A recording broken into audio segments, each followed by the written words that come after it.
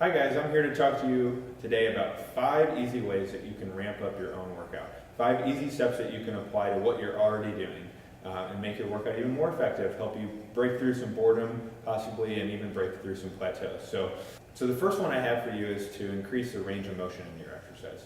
For an example, a squat for example, sometimes people only squat down a little bit of the way.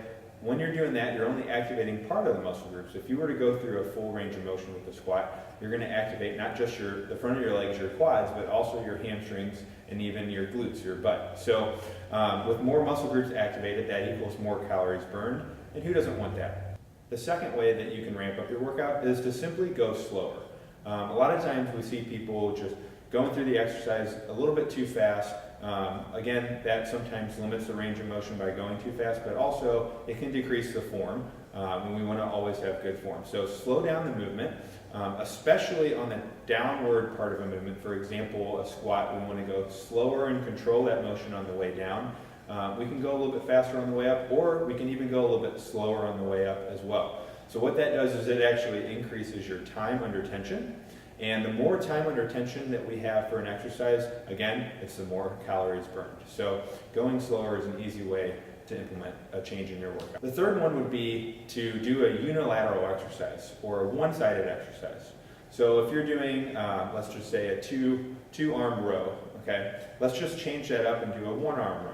Okay, you're going to have to engage your core on one side more than just doing a 2-arm row. So you're going to, again, engage more muscle groups. You're going to challenge your body in a different way. It's still similar exercise, but it's going to be a little bit different, an easy way to change up your routine. The fourth one would be to decrease the amount of rest that you have in between exercises. A lot of times, I know when I was going to bigger gyms, I would see people do an exercise and wait 2, 3, even sometimes 5 minutes before doing that exercise again. What we would rather do is try to kill 2 birds with 1 stone. Let's get the heart rate elevated while also doing the strength training at the same time. So we want to decrease that rest period. So instead of waiting 2, 3, 5 minutes, let's just rest a minute. Or even maybe just 30 seconds and go right back to that exercise. You're going to burn more calories, and you're also going to kill 2 birds with 1 stone. Like I said, you're going to kind of get that cardio effect while also doing strength training at the same time. The last one is start implementing some type of interval training.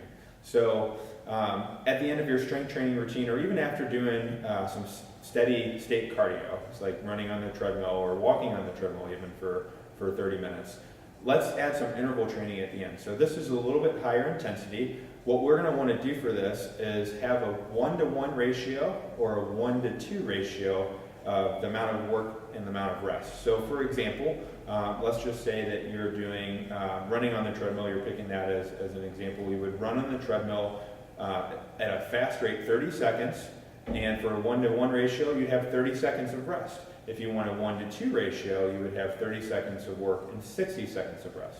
Now, not every day you're going to feel great, so when you feel great, that 1-to-1 ratio is a good option, but when you're not feeling too hot, 1-to-2 ratio is still another good option. Another way you can do this is you can pick a couple of different exercises and put them into a circuit. So let's just use some cardio examples. Running on the treadmill would be 1.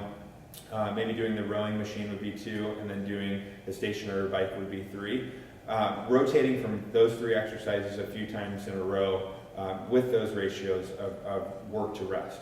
So I would do that about 8 to 12 minutes. That's usually a good amount of interval training. You can also implement strength training into this as well. For example, doing some dumbbell squats to a press, or doing some kettlebell swings, or anything that really elevates your heart rate. For the key for this one is we want to get our heart rate up pretty high up there. We want it to kind of feel like it's beating out of our chest. That's what's going to give us the best metabolic effect and help you burn the most calories at the end of your workout. So there's 5 tips for you, easy to apply on your own, and reach out to us if you have any questions.